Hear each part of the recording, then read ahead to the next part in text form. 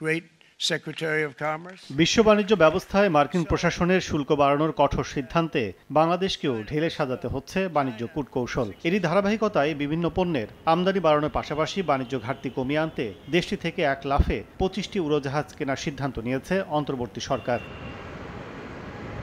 এরই মধ্যে বিমানগুলো কিনতে অর্ডার দিয়েছে বাণিজ্য মন্ত্রণালয়। মন্ত্রণালয় জানিয়েছে প্রয়োজন সাপেক্ষেই উড়োজাহাজ কিনতে হবে। চাপ থাকায় প্রতি বছর একটি করে বিমান সরবরাহ করতে পারবে বোয়িং। এক্ষেত্রে চাহিদা পূরণে এয়ারবাসের দ্বারস্থ হতে পারে সরকার। আমরা তো 25টার অর্ডার দিয়েছি, অন্য অনেক দেশ মিলে শত শত বোয়িংয়ের অর্ডার দিয়েছে। তারা কত বছরে এগুলো করবে?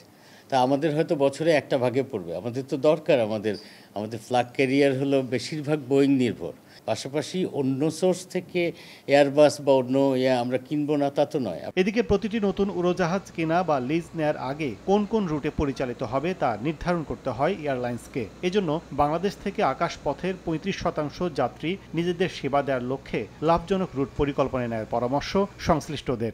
ট্রেড ডেফিসিটটা ব্যালেন্স করতে হবে বাংলাদেশের স্বার্থে, যে বিমান যে ইয়েটা করছে, পয়েন্ট টু পয়েন্ট অপারেট করে, যেখানে বাঙালি আছে ওখানে যায় আসে। এখন বিমানের যে ফ্লিটে যে এয়ারক্রাফট গুলো আছে সেগুলোরই বোধ হয় 68 to 70% ইউটিলাইজেশন।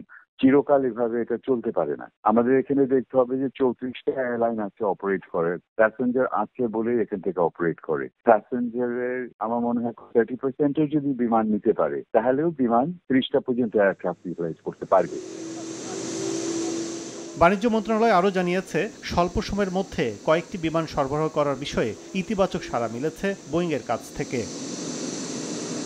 কাজল আব্দুল্লাহ, সময় সংবাদ, ঢাকা।